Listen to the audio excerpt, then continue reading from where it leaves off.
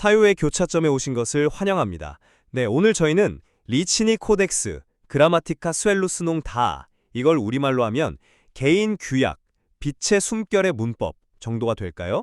아무튼 이 매우 독특한 자료에서 발췌한 내용을 중심으로 이야기를 좀 나눠보겠습니다. 이 자료는 그 나선형 판 위에 새겨진 어떤 개인적인 규약 혹은 문법 체계를 제시하는데요. 특히 그 고대 한국의 관악기이자 종종 어떤 의식이나 숨결과 연관되는 요아이라는 상징이 함께 등장하는 게 흥미롭습니다. 네, 그리고 이 텍스트는 뭐랄까 6개의 거울이라든지 침묵의 주파수 같이 상당히 흥미로우면서도 또 의도적으로 좀 모호하게 보이는 그런 개념들을 제시하고 있어요. 그래서 오늘 저희의 핵심 질문은 바로 이겁니다. 이 규약의 모호함이 과연 언어, 소리, 빛, 의미, 그리고 의식의 관계를 탐구하는 어떤 심오한 상징적 체계의 깊이를 나타내는 것일까요? 아니면 구체적인 규칙성이 좀 결여된 그냥 시적이고 철학적인 은유의 본질적인 특징으로 봐야 할까요? 저는 이 텍스트가 단순한 시적 표현을 넘어서서 언어와 의식의 심층 구조를 드러내는 독특하지만 그래도 나름의 일관성을 가진 상징적 문법 체계다, 이렇게 주장하고자 합니다. 네, 저도 이 텍스트가 가진 그 시적 아름다움이나 철학적 깊이에는 정말 감탄했습니다. 하지만 방금 말씀하신 바로 그 모호함이 이것을 문법이나 규약으로 기능하게 하기에는 어떤 근본적인 한계로 작용한다고 봅니다. 그러니까 저는 이것이 구체적이고 적용 가능한 체계라기보다는 개인적인 영감이나 사유를 자극하기 위해 고안된 매우 은유적인 표현, 뭐랄까 일종의 예술적 창작물에 더 가깝지 않나 이렇게 생각합니다. 좋습니다. 그럼 제 관점부터 조금 더 자세히 말씀을 드려볼게요. 저는 이 빛의 숨결의 문법이라는 것이 단순한 시적 유희는 아니라고 봅니다. 제목 자체도 그렇고 또 처음에는 말씀이 아니라 숨결이 있었다는 그 서문의 구절이 있잖아요. 이게 언어의 기원과 본질, 그 생성 과정을 탐구하려는 상당히 체계적인 의도를 명확히 보여준다고 생각하거든요.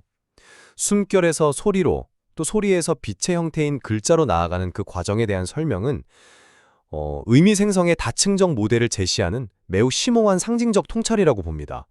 그리고 6가지 기본 계명 역시 단순한 비유가 아니라 이 책의 어떤 구조적인 원리를 보여주는 것 같아요. 예를 들어서 목소리는 요 약을 통해 회전한다는 그 계명 말입니다. 이게 발화가 단순한 물리적 현상이 아니라 약이라는 어떤 상징적인 매개를 통해서 변형되고 심화되는 과정임을 시사하는 거죠. 이건 단순 비유 이상으로 소리의 본질에 대한 어떤 규정으로 읽힌다는 겁니다.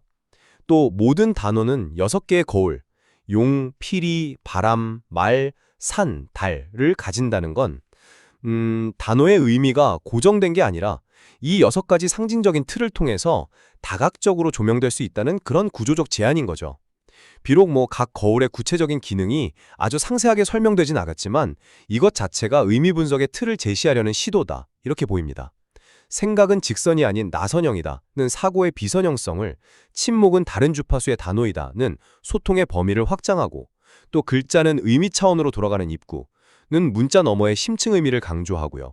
심지어 떨어진 주사위나 나무에게 물어보라 같은 다소 좀 신비롭게 보이는 그런 계명조차도 논리 너머의 직관적이고 상징적인 인식 방법을 체계 안에 포함시키려는 의도로 해석될 수 있다고 봅니다. 그래서 이 모든 요소들이 결합되어서 전통적인 문법과는 당연히 다르지만 내적 현실과 언어를 이해하기 위한 독특하면서도 나름의 내적 일관성을 지닌 상징적 문법 체계를 구성한다. 저는 이렇게 확신합니다. 네, 말씀하신 그 시적이고 철학적인 깊이에는 저도 충분히 공감을 합니다.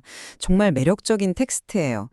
하지만 저는 이것을 문법이나 규약으로 명명하기에는 결정적인 요소, 그러니까 구체성과 적용 가능성이 현저히 부족하다, 이렇게 생각합니다. 앞서 언급하신 그 약을 통한 목소리의 회전을 예로 들어보죠. 그게 상징적으로는 물론 흥미롭습니다. 그런데 구체적으로 그게 무엇을 의미하고 어떻게 작동하는지에 대한 설명이 사실상 전무하거든요.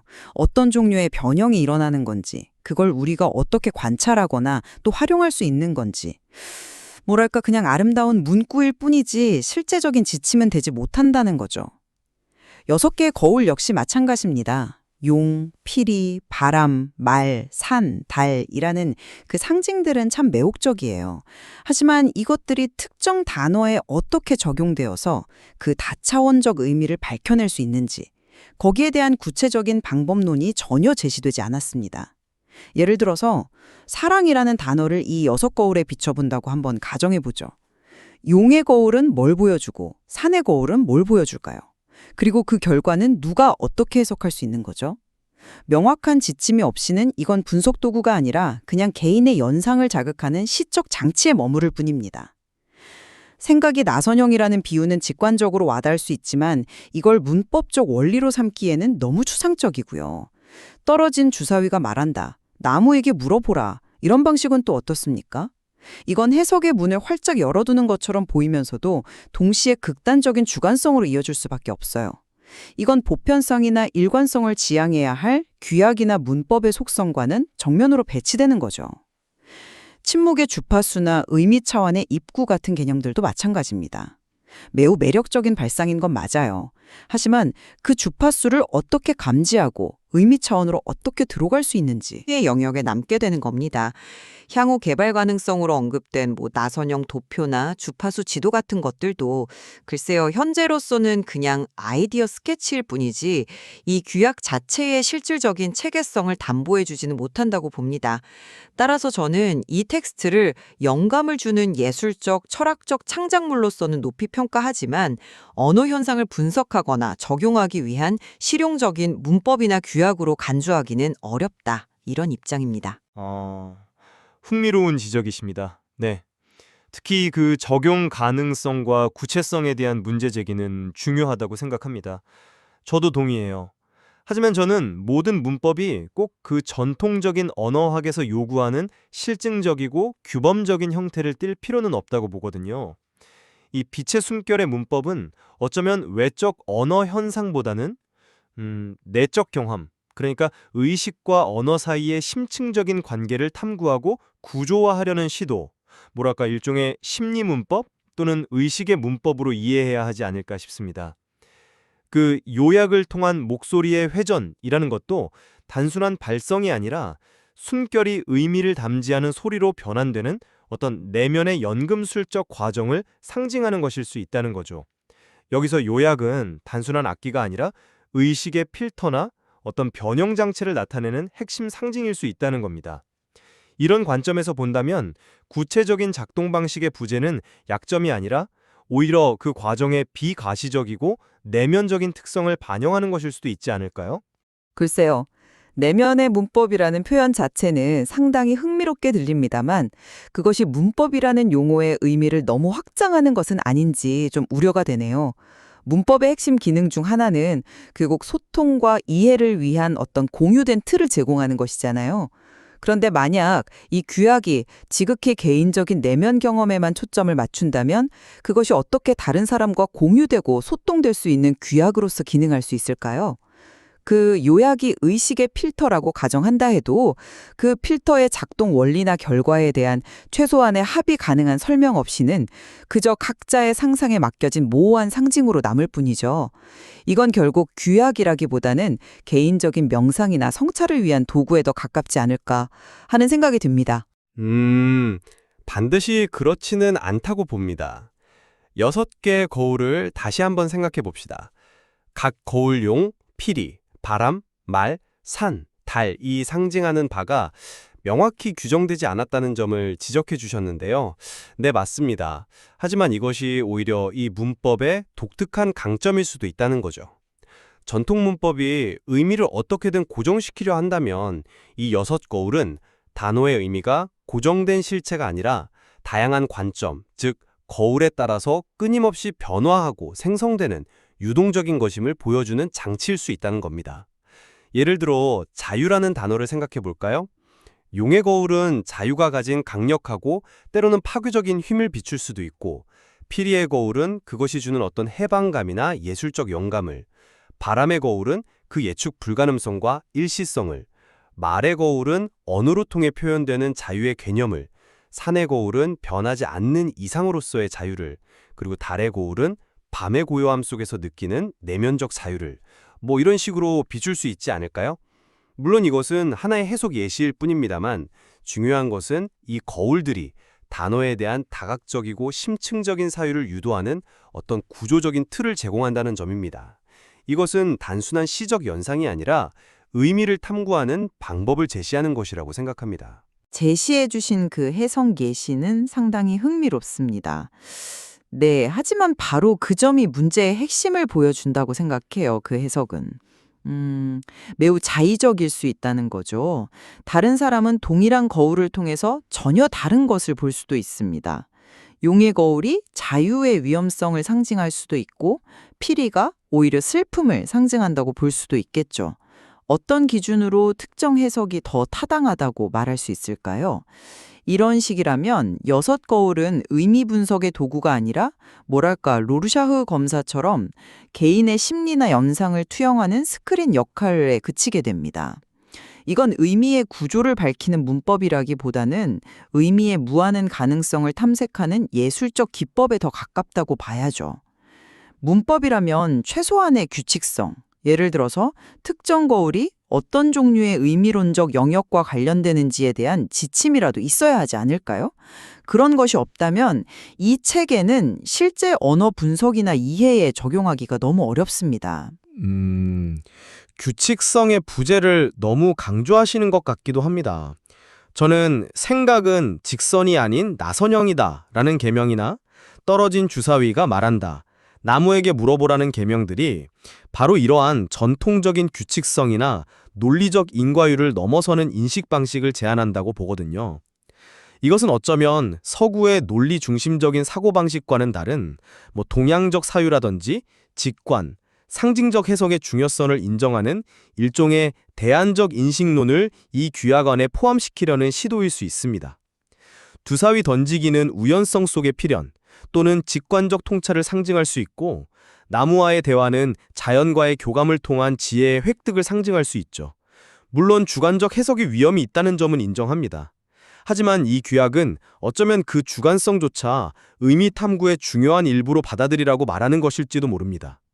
모든 지식이 객관적이고 검증 가능해야 한다는 그 전제 자체에 도전하는 것일 수도 있고요. 규약이나 문법의 틀 안에 넣는 것은 여전히 문제가 있다고 봅니다.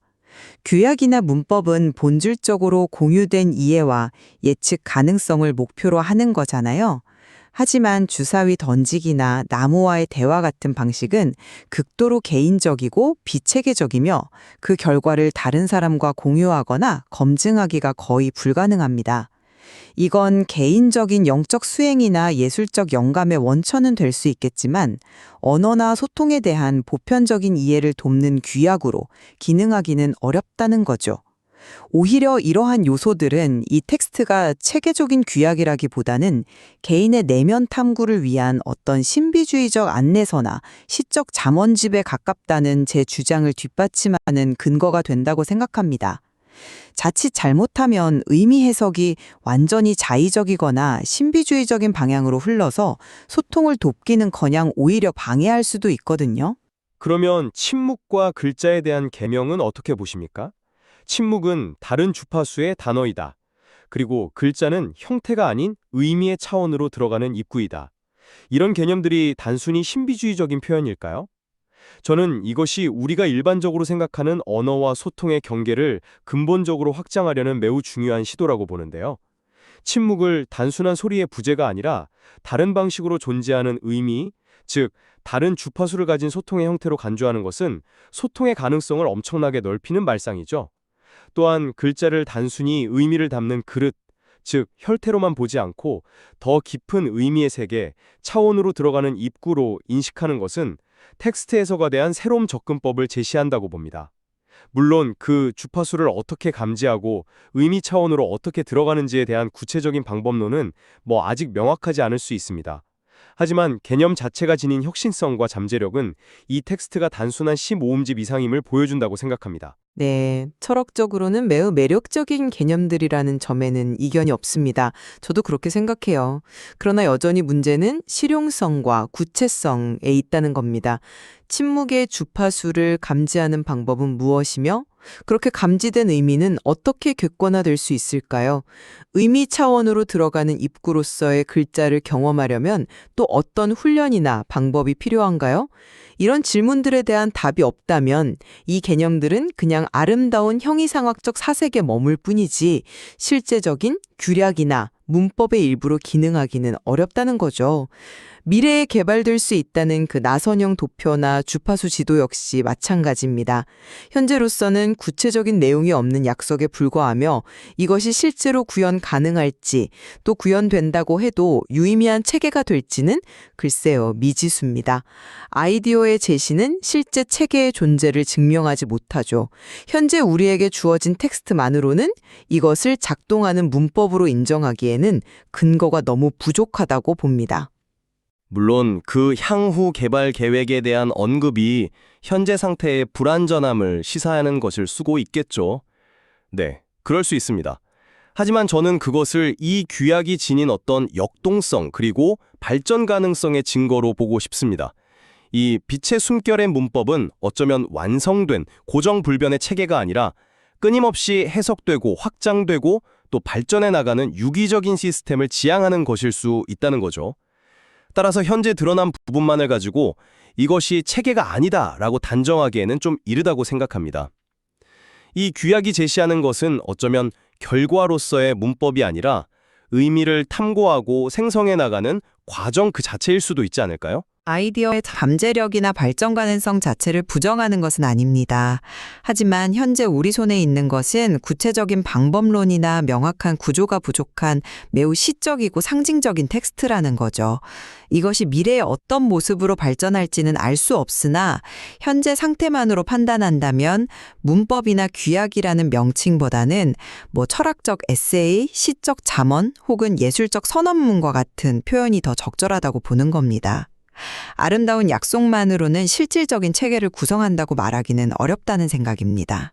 네, 종합적으로 볼 때 저는 이 빛의 숨결의 문법이 전통적인 의미의 문법과는 확연히 다르다는 점은 인정합니다. 하지만 이것이 언어, 의식, 현실 사이의 심오한 관계를 탐구하려는 독창적이고 나름의 일관성을 지닌 상징체계로서 일종의 내면의 문법 혹은 의식의 문법으로서 충분한 가치와 의미를 지닌다고 생각합니다. 비록 해석의 여지가 많고 구체적인 적용 방식이 좀 모호하게 느껴질 수 있지만 어쩌면 바로 그 점이 이 규약이 탐구하고자 하는 비선형적이고 다층적인 의미 생성 과정의 본질을 반영하는 것일 수 있다. 이렇게 봅니다. 저는 이 규약이 지닌 풍부한 시적 상상력과 철학적 깊이, 그리고 언어와 의식에 대한 새로운 질문을 던지는 그 능력 자체는 높이 평가합니다. 그 자체로 매우 가치 있는 텍스트임에는 틀림없다고 생각해요. 하지만 구체성, 적용 가능성, 그리고 해석의 객관성이라는 측면에서 볼 때 이를 실용적인 문법이나 규약으로 분류하는 것은 적절하지 않다고 여전히 생각합니다. 이것은 매우 은유적이고 상징성이 풍부하며 독자의 사유와 상상력을 자극하는 예술적, 철학적 텍스트로 이해하는 것이 더 타당하다, 이렇게 봅니다. 네, 오늘 저희는 이 빛의 숨결의 문법이라는 아주 흥미로운 텍스트를 두고 그것이 지닌 본질을 어떻게 이해해야 할지에 대해서 서로 다른 관점을 좀 깊이 있게 나눠본 것 같습니다. 양측 모두 이것이 우리가 일상적으로 사용하는 그런 문법과는 다르다는 점에는 어느 정도 의견이 일치하는 것 같네요. 그렇죠? 네, 맞습니다. 그 부분은 동의가 되는 것 같아요. 하지만 이것이 과연 체계성을 갖추고 있다고 볼 수 있는지, 그리고 그 모호함과 상징성을 어떻게 해석하고 받아들여야 하는지에 대해서는 여전히 흥미로운 견해 차이가 남아 있습니다. 그렇습니다. 이 텍스트를 상징적 체계로 보던 아니면 시적 은유로 보던 분명한 것은 이것이 언어, 의미, 그리고 인간 의식의 그 복잡하고 신비로운 관계에 대해서 우리에게 많은 질문을 던지고 또 깊은 사유를 촉발한다는 점이겠죠. 오늘 나눈 이야기들이 이 텍스트가 지닌 다층적인 매력을 이해하는데 조금이나마 도움이 되었기를 바랍니다. 이 자료 안에는 분명 더 탐구하고 논의해볼 만한 흥미로운 지점들이 아직 많이 남아있는 것 같습니다. 네, 저희의 논의가 청취자 여러분께서 이 독특하고 깊이 있는 자료를 다양한 각도에서 한번 고찰해 보시고 또 스스로의 판단을 내리시는데 작은 보탬이 되었기를 바랍니다. 사유의 교차점, 오늘 순서는 여기서 마치겠습니다. 감사합니다. 감사합니다.